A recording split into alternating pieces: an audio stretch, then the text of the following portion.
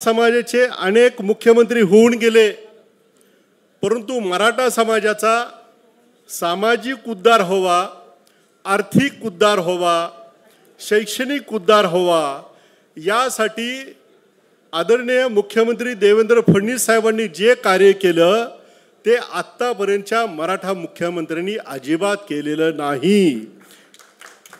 हे बघवत नाही म्हणून नरेंद्र मोदीजींना शिव्या द्यायच्या, देवेंद्र फडणवीस साहेबांना शिव्या द्यायच्या, त्यांनी राबवलेल्या लोककल्याणकारी योजनांच्या विरोधामध्ये खोटे आरोप करायचे, अशा पद्धतीची रावणी प्रवृत्ती जिवंत आहे।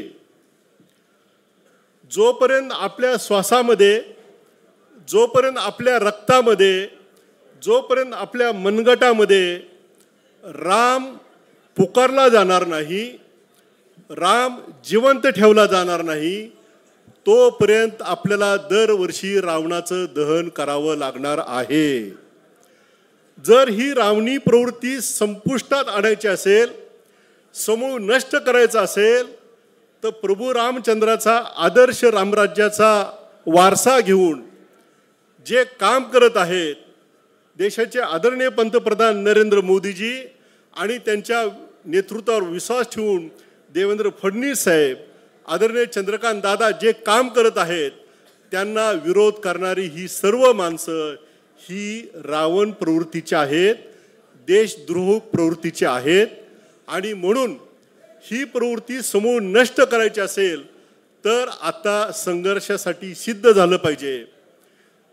आता दादांनी सभ्यतेचं संकेत दिलेलं आहे, सभ्यता पाळली पाहिजे, परंतु दादा आता डोक्यावरून पाणी आणि डोक्यावरून ओघळ व्हायला लागलेला आहे, आता अति झालेला आहे। ते ज्या भाषामध्ये शिव्या देतील, ज्या भाषेचा प्रयोग करतील, त्याला प्रत्युत्तर करण्याची आपल्या कार्यकर्त्यांची मानसिक तयारी आहे। ज्या गावच्या बोरी त्याच गावच्या बाबळी आहेत, त्यांनी शिवे दिल्या तर आम्ही शिव्या देऊ शकतो, परंतु त्यांच्या शिवीला आम्ही ओवीनेच उत्तर देऊ, ही आमची संस्कृती आहे। संत तुकाराम महाराजांनी सांगितलेलं आहे, भले तरी देऊ कासेची लंगोटी, नाठाळाच्या माथी हाणू काठी। त्यामुळे संत तुकाराम महाराजांनी सुद्धा जो आम्हाला आदर्श दिलेला आहे, त्या आदर्शाप्रमाणे गरज पडली तर नाठाळाच्या माथी काठी मारण्यासाठी संविधानाच्या आयुधाचा आम्ही वापर करू।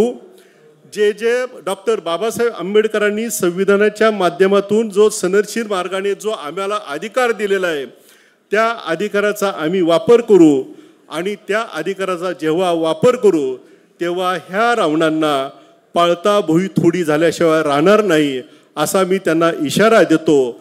आणि पुन्हा एकदा हे रावण दहन करायचं असेल तर आपल्या श्वासामध्ये, आपल्या रक्तामध्ये, आपल्या मनगटामध्ये राम आणला पाहिजे, तरच हे रावण संपुष्टात येतील। पुन्हा एकदा या रावण दहनासाठी आपल्याला प्रभू रामचंद्र शक्ती देव आणि रामराज्य साकार करण्यासाठी पंतप्रधान नरेंद्र मोदीजी आणि महाराष्ट्राचे मुख्यमंत्री देवेंद्र फडणवीस साहेब आणि चंद्रकांत दादा पाटील जे प्रयत्न करीत आहेत, त्या प्रयत्नाला आपण पाठीशी राहू अशी अपेक्षा व्यक्त करतो आणि माझ्या वाणीला विराम देतो। जय हिंद, जय महाराष्ट्र।